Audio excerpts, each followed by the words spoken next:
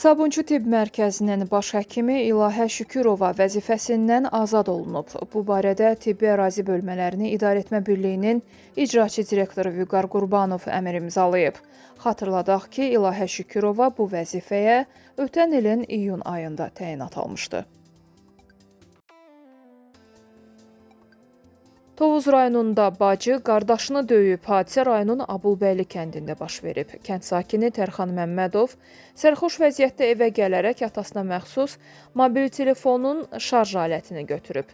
Atası Tərxandan cihazı tələb etsə də o şarj alətini qaytarmayıb və nəticədə ata-oğul arasında mübahisə yaranıb. Hadisə zamanı Tərxan atasını söyüb.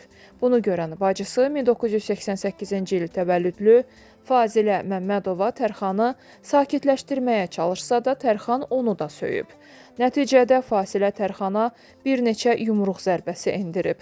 Hadisə zamanı Tərxan sifət nahiyəsindən xəsarətlər alıb. 4 dişi qırılıb. Hadisə yerinə gələn polis əməkdaşları faktla bağlı cinayət işi başladıb. Tovuz rayon məhkəməsində keçirilən məhkəmə araşdırması zamanı qardaş bacısı ilə barışıb.